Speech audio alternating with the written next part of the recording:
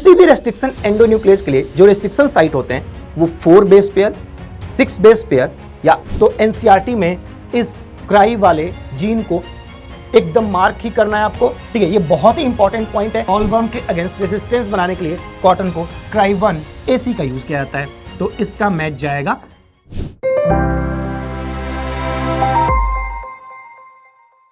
Dear student, Elon के इस T20 series में आज हम बायोलॉजी के microbes in human welfare, plant tissue culture, biotechnology principle and process and its application chapter के टॉप 20 क्वेश्चंस को डिस्कस करने जा रहे हैं। और इन क्वेश्चंस के थ्रू हम इस चैप्टर का एक क्विक रिवीजन भी करने जा रहे हैं। बट इस क्वेश्चन को स्टार्ट करने के पहले मेरा एक सजेशन है आपसे कि आप अपनी एनसीईआरटी अपने साथ रखें।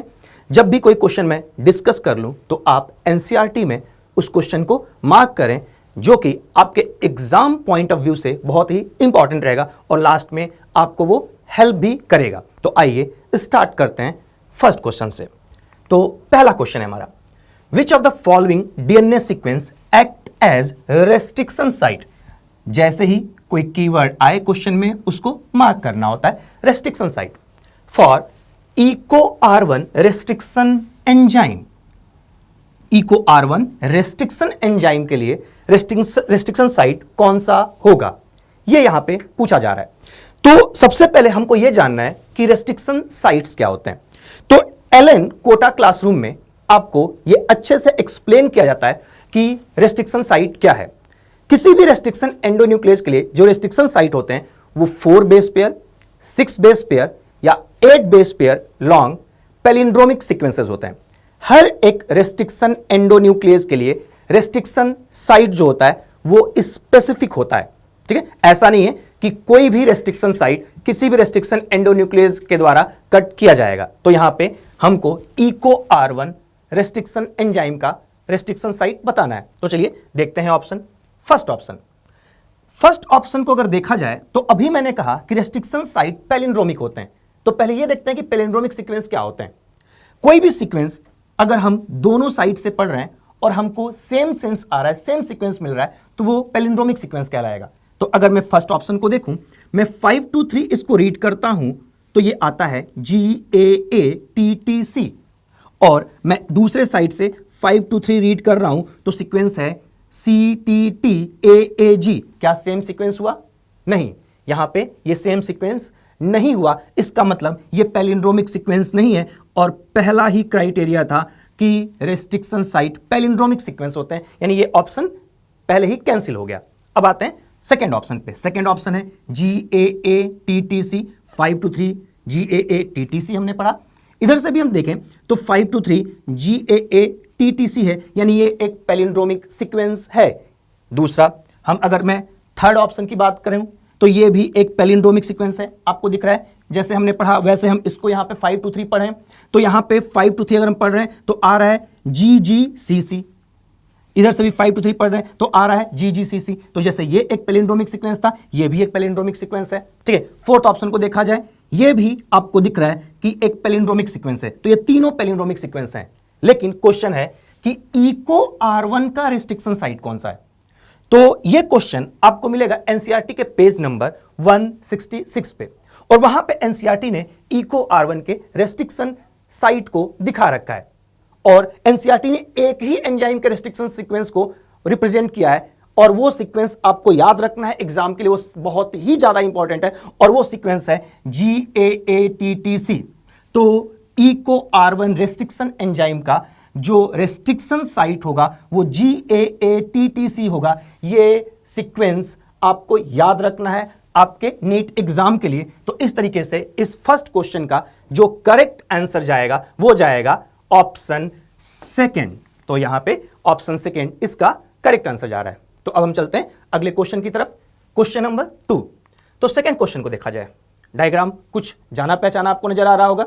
एनसीईआरटी का डायग्राम है। ठीक है, पेज नंबर 169 फिगर 9.4। एक बार क्वेश्चन देखते हैं। विच of the following option is not correct. ध्यान से सुनिए, जब भी एग्जाम में करेक्ट, नॉन करेक्ट, इनकरेक्ट ऐसे वर्ड आए तुरंत आप अंडरलाइन करें।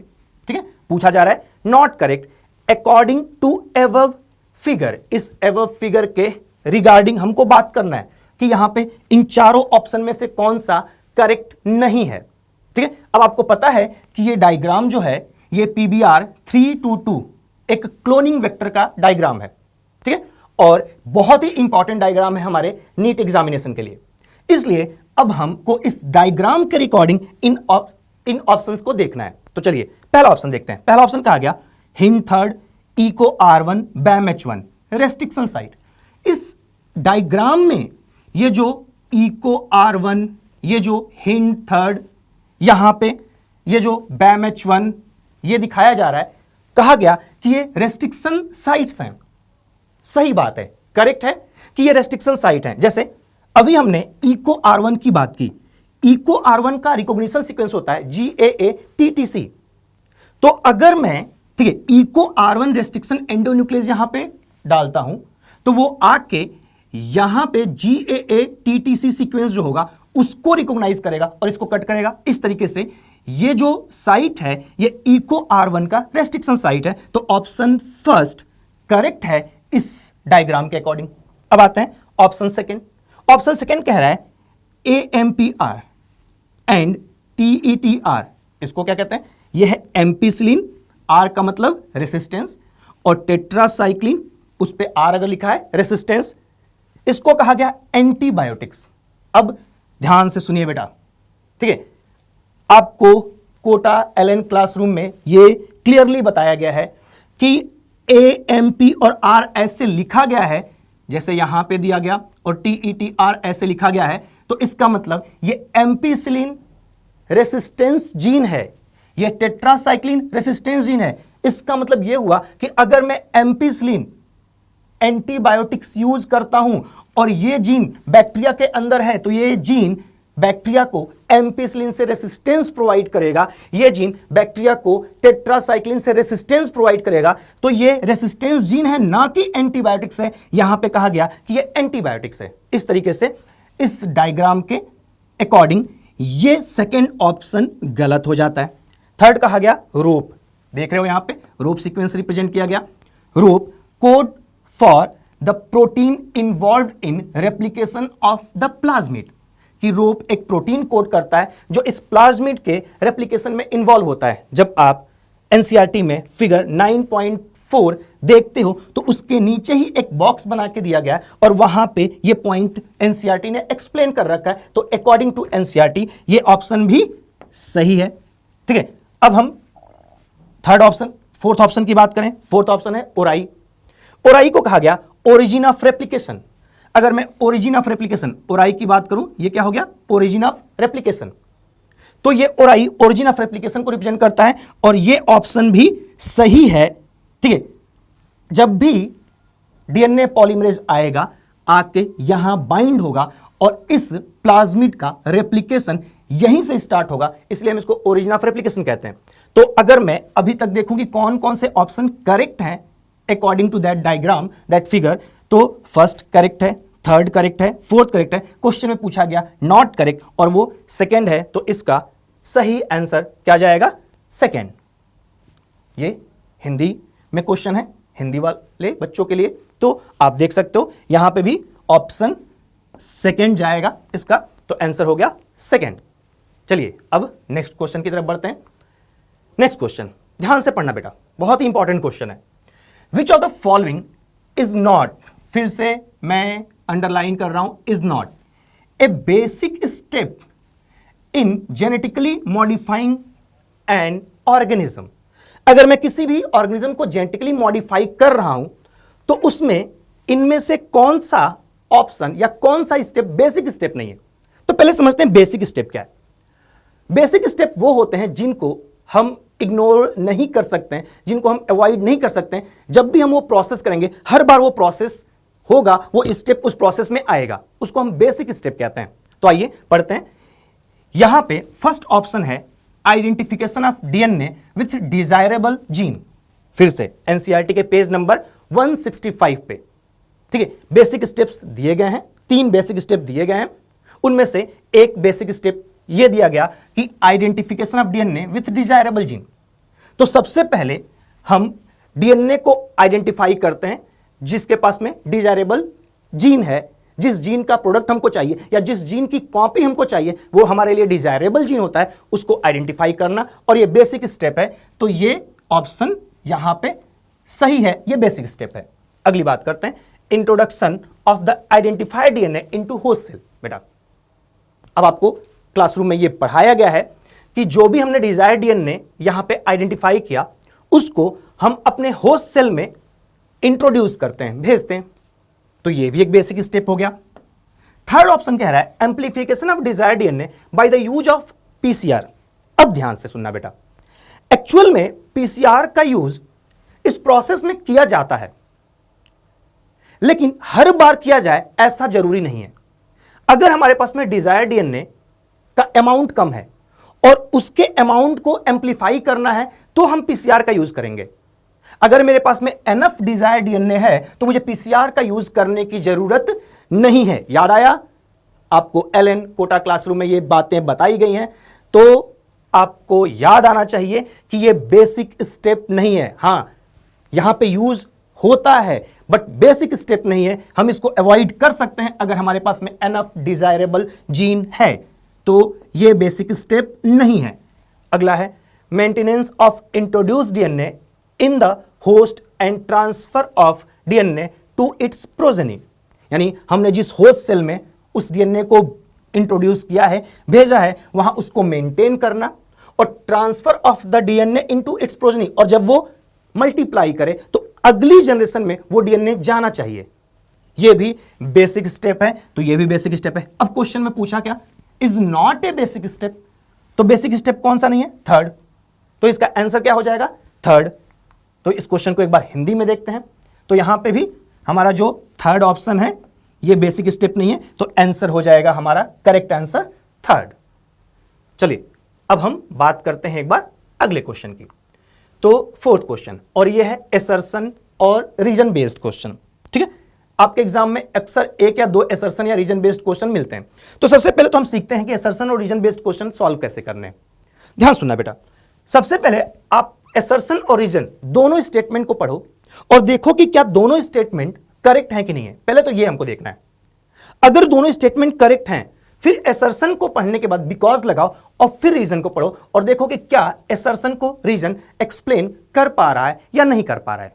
ठीक है, तो चलिए हम ये अप्रोच यूज करते हैं। यहां पे असर्शन पढ़ते हैं। कहा गया in agarose gel the separated DNA fragment can be visualised only after staining the DNA with ethidium bromide. अब आपको पता है कि जब हम किसी डीएनए को रेस्ट्रिक्शन एंडोन्यूक्लियस से कट करते हैं तो अलग अलग साइज के डीएनए फ्रैगमेंट्स बन जाते हैं, और उन डीएनए फ्रैगमेंट्स को बेटा सेपरेट करने के लिए हम जेल इलेक्ट्रोफोरेसिस का यूज करते हैं। ठीक है, अब जेल इलेक्ट्रोफोरेसिस में हम एग्रोस जेल बनाते हैं। एग्रोस जेल पे यहां पे वेल होता है, वेल के साइड में हमने निगेटिव इलेक्ट्रोड लगा दिया, अपोजिट साइड में हमने पॉजिटिव इलेक्ट्रोड लगा दिया, और जो डीएनए फ्रैगमेंट्स हैं उनको हम यहां पे वेल में लोड करते हैं, इलेक्ट्रिक करंट पास करते हैं, तो डीएनए अपने साइज के अकॉर्डिंग यहां पे सेपरेट हो जाता है। जो डीएनए सबसे बड़ा होता है वो डीएनए फ्रैगमेंट सबसे पीछे रह जाता है, जो उससे छोटा होगा वो उसके आगे, जो उससे छोटा होगा वो उसके आगे, ऐसे डीएनए अपने साइज के अकॉर्डिंग सेपरेट होते हैं। अब अगर मैं इस जेल को ऐसे ही देखूं विजिबल लाइट में, तो मुझे यहां पे डीएनए के फ्रैगमेंट्स या डीएनए के बैंड्स नहीं दिखाई देंगे। अगर मुझे इसको देखना है तो मुझे इसे स्टेन करना पड़ेगा, और स्टेन करने के लिए इथिडियम ब्रोमाइड यूज किया जाता है। तो इलेक्ट्रोफोरेसिस करने के बाद हम इथिडियम ब्रोमाइड के सॉल्यूशन में इस जेल को रखते हैं, और इथिडियम ब्रोमाइड क्या होता है, इंटरकैलेटिंग एजेंट होता है, और वो आके डीएनए के दोनों स्ट्रैंड्स के बीच में इंटरकैलेट हो जाता है, फंस जाता है।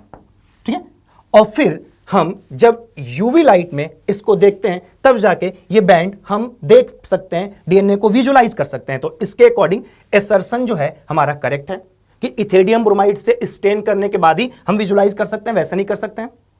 एनसीईआरटी ने क्लियर कट इसको लिख रखा है पेज नंबर 168 पे। अब रीजन की बात करते हैं बेटा।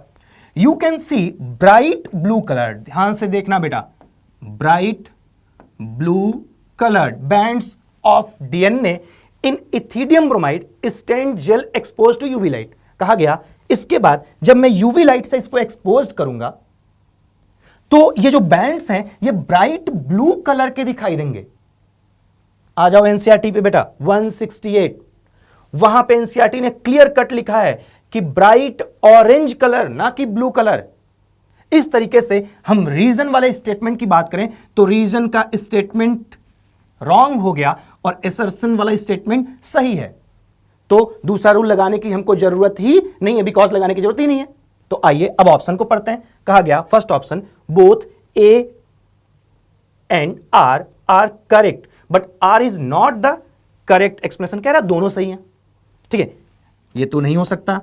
फिर कहा A is correct but R is not correct. कहा गया ए करेक्ट है, आर करेक्ट नहीं है, और हमने अभी यही प्रूफ किया कि ए करेक्ट है और आर करेक्ट नहीं है।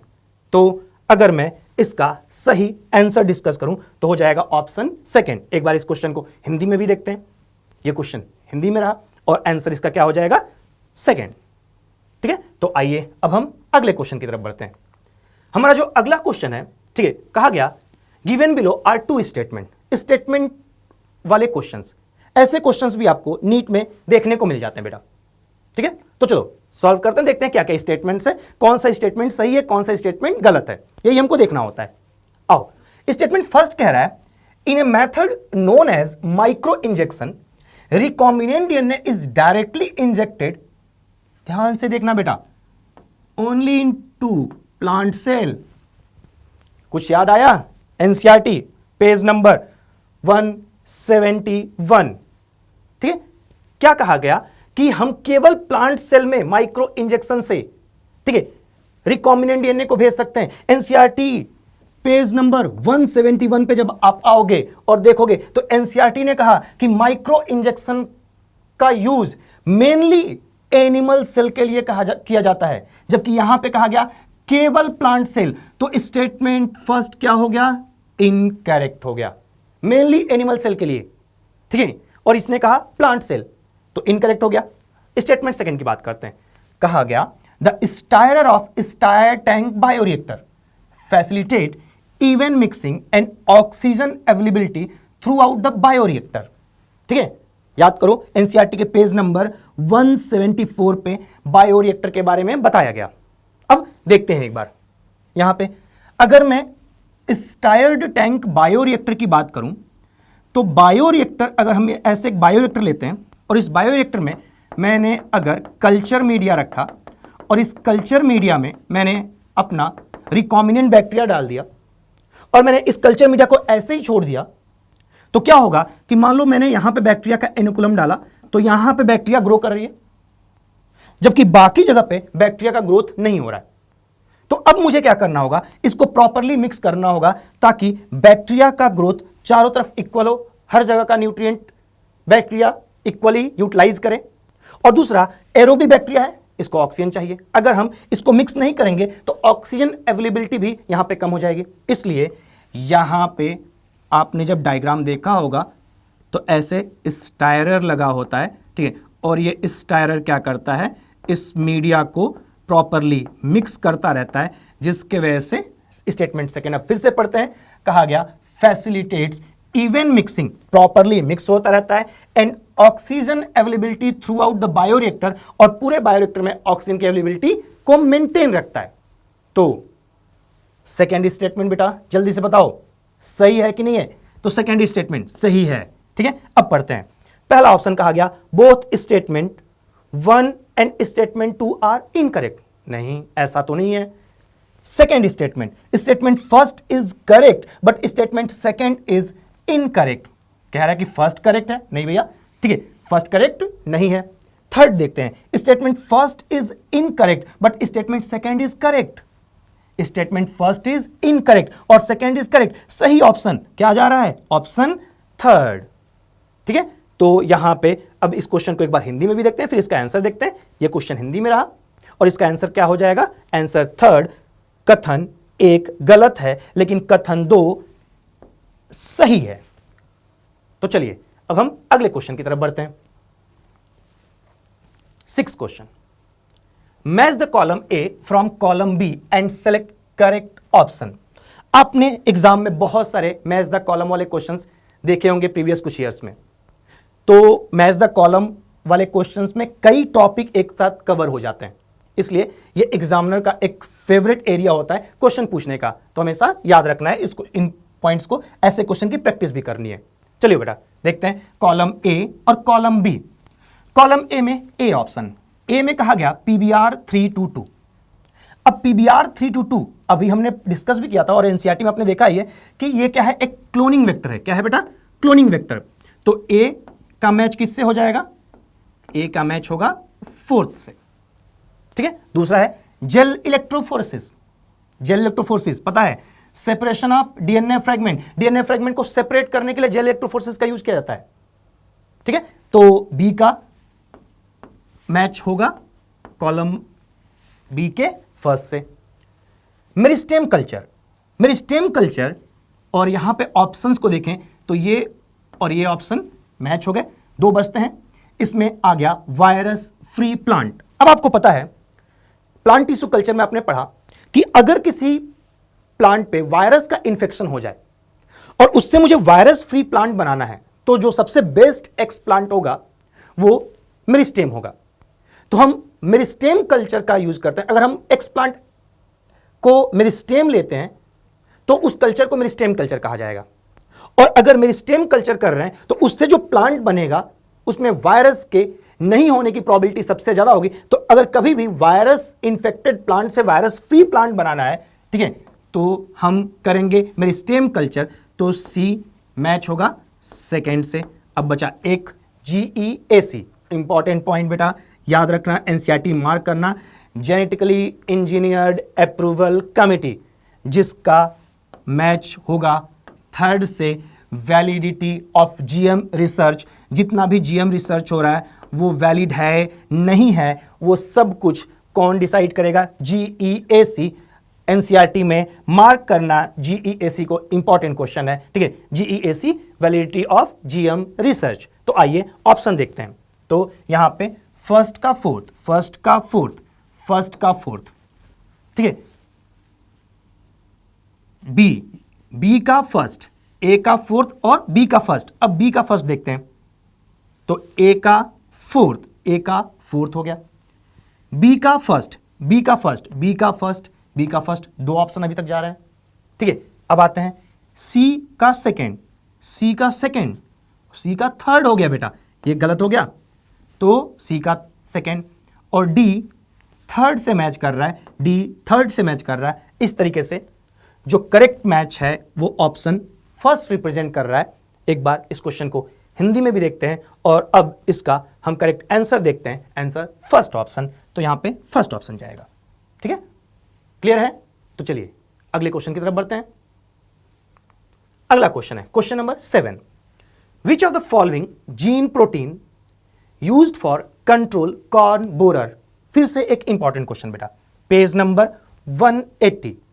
कहा गया कि कौन सा जीन कॉर्न बोरर के अगेंस्ट, ठीक है, इफेक्टिव होगा, यूज किया जाएगा। अब यहां पे आप जब एनसीईआरटी देखोगे तो एनसीईआरटी में पेज नंबर 180 पे 3 जीन दिया गया है, क्राई 1AC, क्राई 2AB और क्राई 1AB। क्राई जीन याद आ रहा है? बीटी प्लांट्स की बात हो रही है।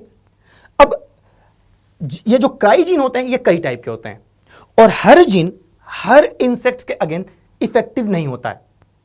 तो हमारा होस्ट क्या है, उस पे कौन सा इंसेक्ट अफेक्ट कर रहा है, अपने होस्ट प्लांट को किस इंसेक्ट के अगेंस्ट रेसिस्टेंस बनाना है, उसके अकॉर्डिंग हम क्राई जीन सेलेक्ट करते हैं।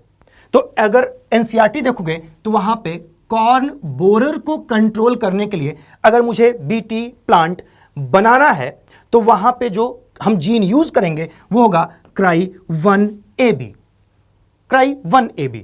अगर मैं क्राई 1AC और क्राई 2AB की बात करूं तो ये बॉल वर्म के अगेंस्ट इफेक्टिव है।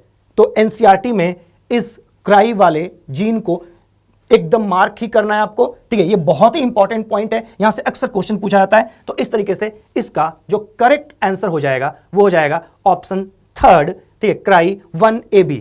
कॉर्न बोरर के लिए, और याद रखना बेटा क्राई 1AC और 2AB किसके लिए, बॉलवर्म के लिए, कॉटन बॉलवर्म। अगर कॉटन को बॉलवर्म से रेसिस्टेंस बनाना है क्राई 1AC और 2AB, लेकिन अगर हमको ठीक है कॉर्न बोरर से रेसिस्टेंट बनाना है अपने कॉर्न को, तो क्राई 1AB यूज करना है। ठीक है, तो ये 7th क्वेश्चन था। चलिए अगले क्वेश्चन की तरफ बढ़ते हैं। 8th क्वेश्चन, फिर से एक बहुत ही इंपॉर्टेंट क्वेश्चन, ध्यान से सुनना बेटा। GM plants have been useful in many ways except. GM plants जो हम बनाते हैं, जेनेटिकली मॉडिफाइड प्लांट्स जो हम बनाते हैं, वो इनमें से किसको छोड़ के बाकी सबके लिए यूजफुल है, यह पूछा जा रहा है।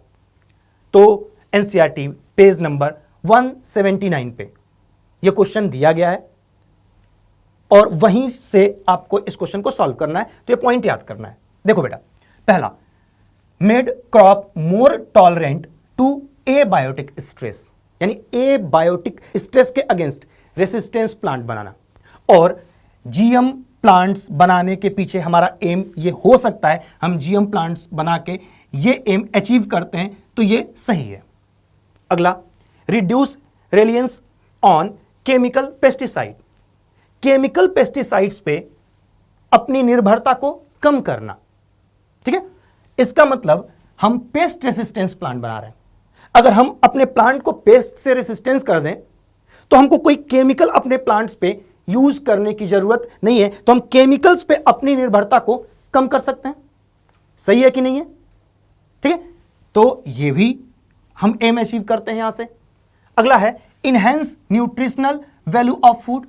फूड की न्यूट्रिशनल वैल्यू को बढ़ा सकते हैं, हम ये भी एम अचीव करते हैं। याद कीजिए, golden rice, vitamin A rich rice, golden rice हम बनाते हैं जिससे हम उसके न्यूट्रिशनल वैल्यू को इनहेंस कर रहे हैं, इंप्रूव कर रहे हैं, ये भी हम अचीव करते हैं। अगला है increase mineral consumption by plant. अब ध्यान सुनना बेटा, एनसीईआरटी में कुछ ऐसी लाइन दी गई है, लेकिन मैंने यहां पे थोड़ा मॉडिफाई किया है। कहा गया increase mineral consumption by plant, plant का मिनरल कंजम्पशन बढ़ाना। अगर हमने ऐसा कर दिया फिर तो प्लांट सॉइल से मिनरल बहुत ज्यादा लेगा और सॉइल की फर्टिलिटी बहुत जल्दी लॉस हो जाएगी। यहां पे मिनरल कंजम्पशन को नहीं बढ़ाना है, मिनरल यूज एफिशिएंसी को बढ़ाना है, यह लिखा गया है एनसीईआरटी में।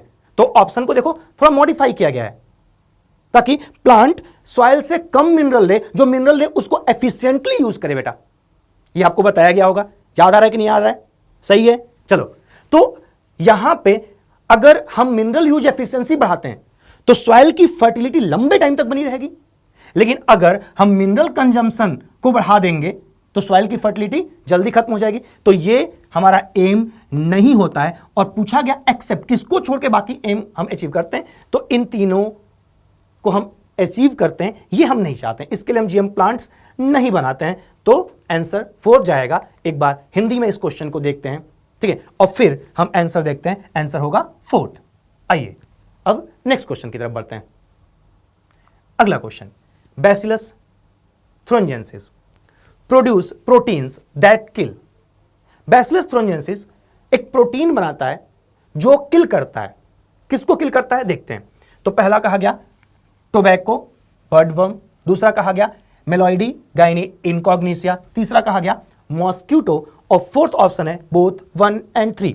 चलिए बेटा एक बार फिर से हम थोड़ा एनसीईआरटी की बात करते हैं। एनसीईआरटी के पेज नंबर 179 पे आप आओगे तो इंसेक्ट के 3 ऑर्डर की बात की गई है, एलसीडी। एक आपको ट्रिक बताता हूं, एलसीडी, ठीक है, लेपिडोप्टेरन, कोलियोप्टेरन, डिप्टेरन।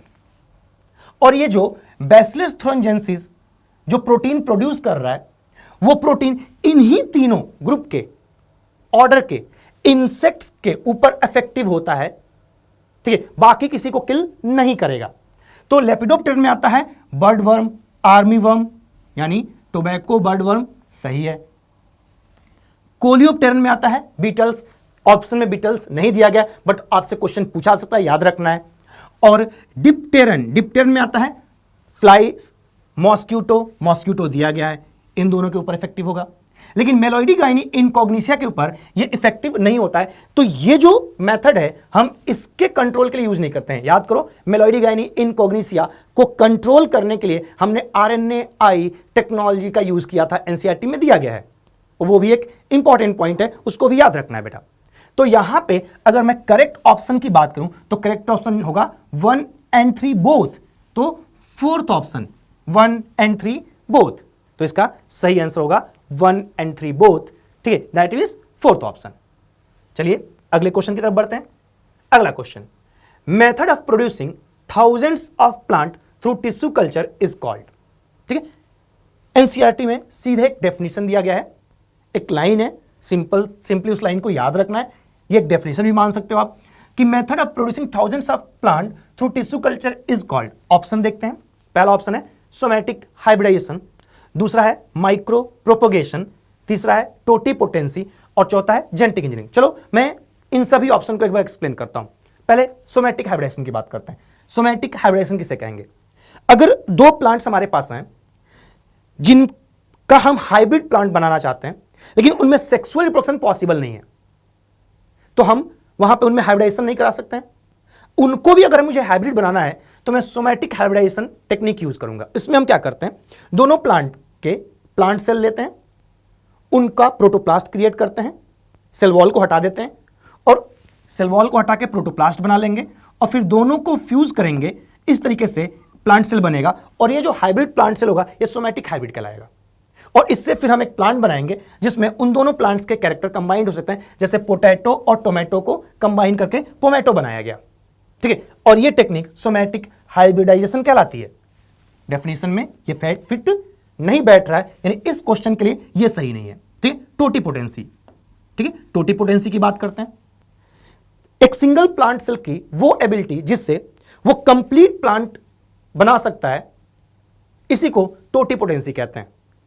तो डेफिनेशन में ये भी नहीं बैठ रहा है। जेनेटिक इंजीनियरिंग, किसी भी ऑर्गेनिज्म के जीनोम को मैनिपुलेट करना, यह जेनेटिक इंजीनियरिंग कहलाता है। यह भी इस डेफिनेशन में फिट नहीं बैठ रहा है।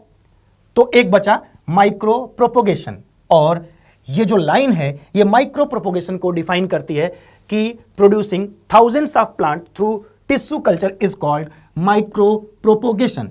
तो ये सेकेंड ऑप्शन जाएगा इसका करेक्ट आंसर, और ये डेफिनेशन आपको याद रखना होगा बेटा। तो सही ऑप्शन है सेकेंड। अगले क्वेश्चन की बात करते हैं। अगला क्वेश्चन फिर से आया एसर्शन और रीजन, तो फिर वही मेथड यूज करते हैं। चलो एसर्शन को पढ़ते हैं।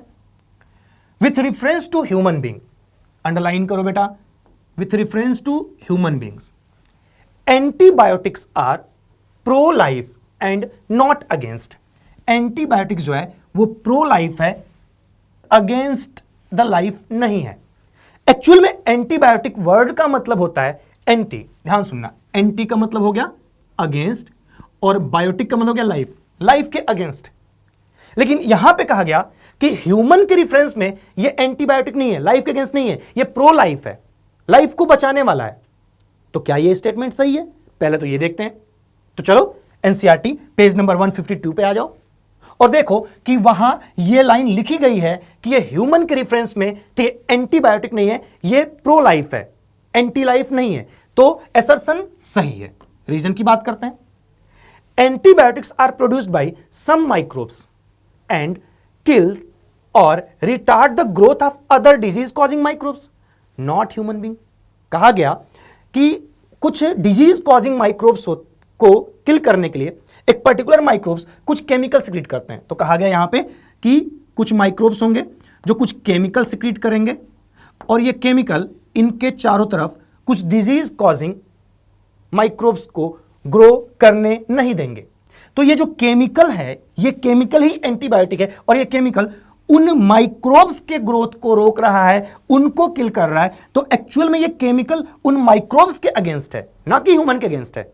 जब भी हमको बैक्टीरियल इंफेक्शन होता है तो हम एंटीबायोटिक लेते हैं और वो एंटीबायोटिक क्या करता है, हमारी बॉडी में बैक्टीरिया के ग्रोथ को रोक के हमको उस बैक्टीरिया से बचाने का काम करता है। तो हमारे लिए तो प्रो लाइफ हुआ ना, बैक्टीरिया से सिक्रीट हो रहा है, दूसरे बैक्टीरिया को किल कर रहा है, तो जिसको किल कर रहा है उसके लिए एंटीबायोटिक है, बट ह्यूमन के लिए क्या है, ये ठीक है प्रो लाइफ है।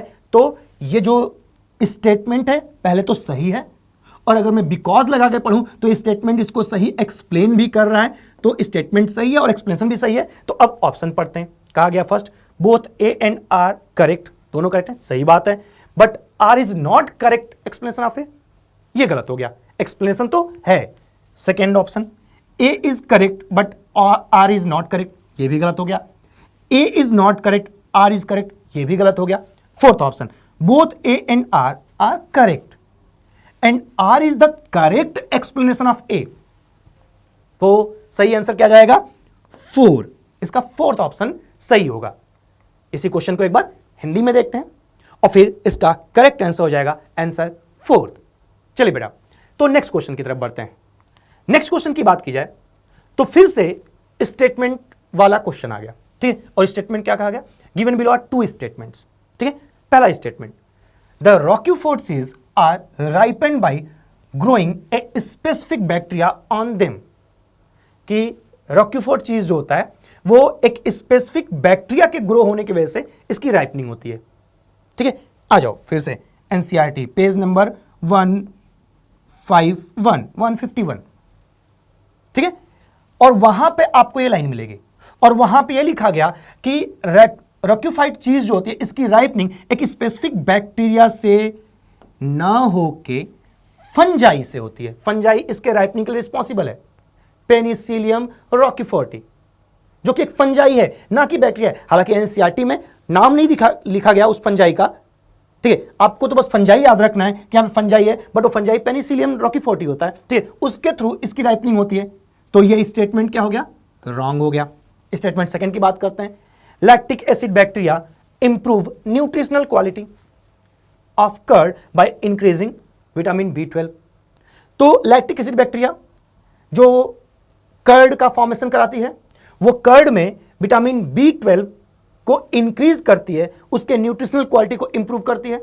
इंपॉर्टेंट लाइन है, सही बात है, ये विटामिन B12 के अमाउंट को इंक्रीज करती है वहां पे, ठीक है।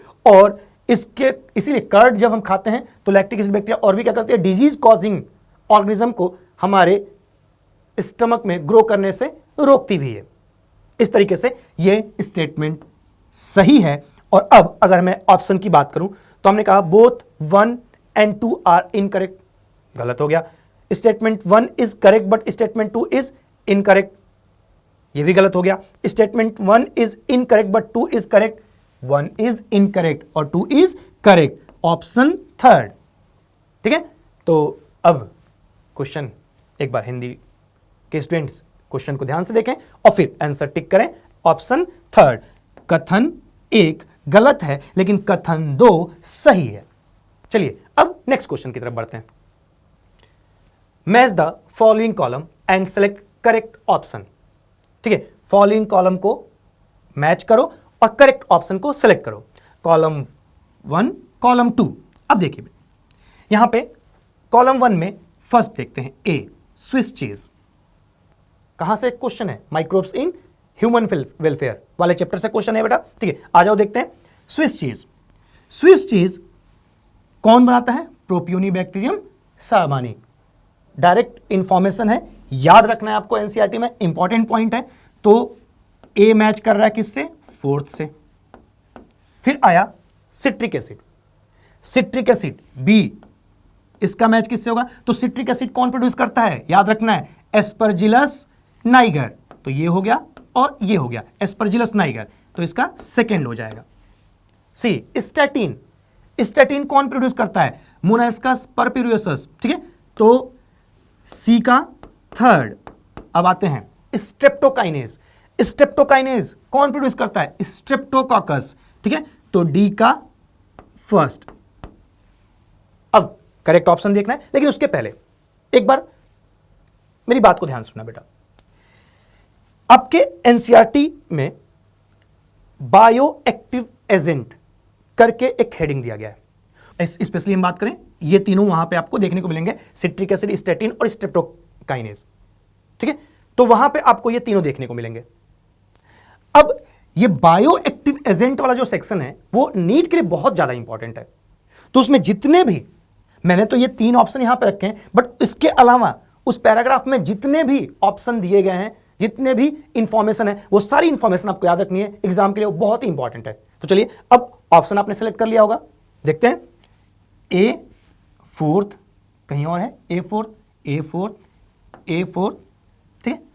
बी सेकेंड, बी थर्ड हो गया, बी सेकेंड, बी फर्स्ट हो गया, सी थर्ड, सी थर्ड हो गया, डी फर्स्ट, डी फर्स्ट हो गया, करेक्ट आंसर सेकेंड हो गया, ठीक है।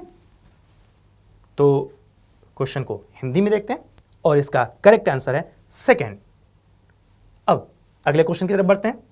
अगला question, in first clinical gene therapy A functional ADA cDNA introduced into lymphocyte by using, ठीक है।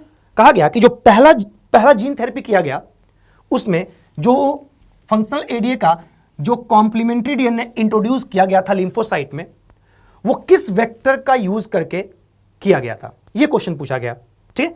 तो पहला है PBR322 वेक्टर, दूसरा है एग्रोबैक्टीरियम एज ए वेक्टर, तीसरा है रिट्रोवायरल वेक्टर और चौथा है प्लांट वायरसेस। अब एक कॉन्सेप्ट को समझते हैं बेटा, जो एलन कोटा क्लासरूम में आपको पढ़ाया गया होगा। हमारा जो होस्ट होता है, उस होस्ट के अकॉर्डिंग हमको वेक्टर सेलेक्ट करना पड़ता है। हर वेक्टर हर होस्ट के लिए स्पेसिफिक नहीं होता है, ठीक है। जैसे अगर मैं PBR322 वेक्टर की बात करूं, तो PBR322 वेक्टर मेनली यूज किया जाता है प्रोकैरियोट्स के लिए। इसका यूज करके हम ह्यूमन में डीएनए को नहीं इंट्रोड्यूस करा सकते हैं। तो ये ऑप्शन ऐसे ही हट गया।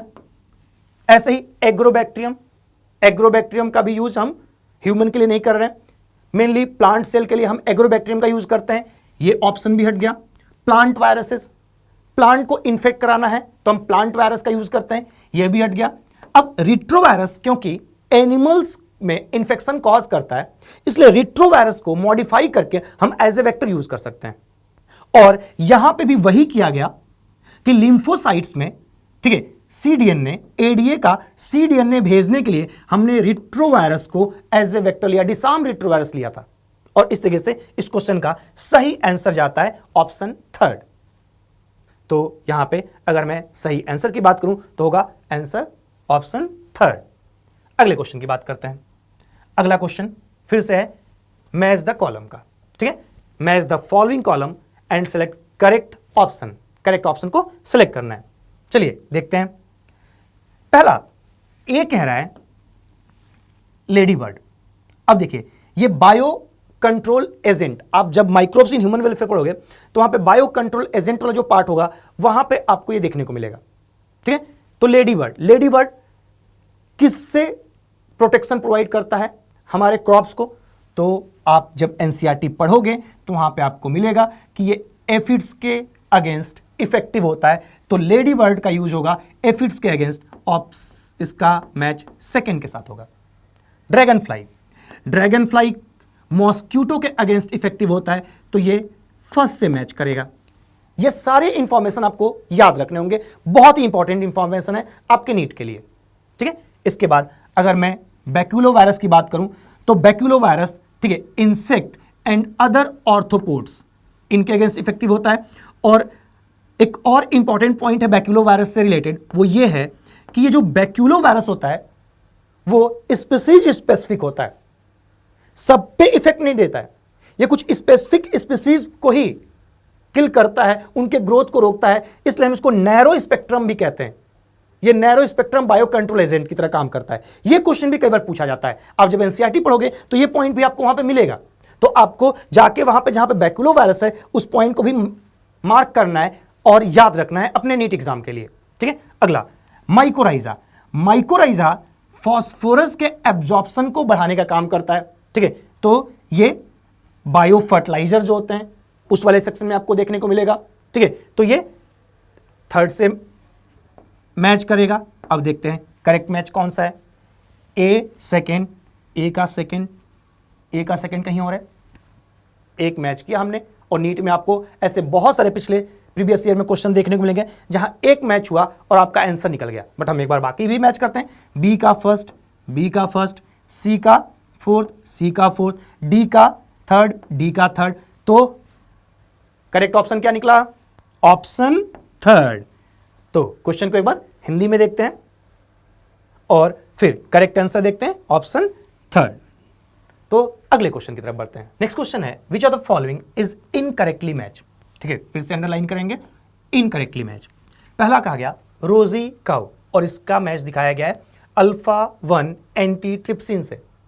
अब हमको पता है कि रोजी काउ फर्स्ट ट्रांसजेनिक काउ थी और एनसीईआरटी ने लिख रखा है कि वो अल्फा 1 एंटीट्रिप्सिन प्रोड्यूस नहीं करिए, वो human protein alpha lacto albumin का प्रोडक्शन करती है। तो ये इनकरेक्ट मैच हो गया। ठीक है, अगला ऑप्शन है एलाइजा।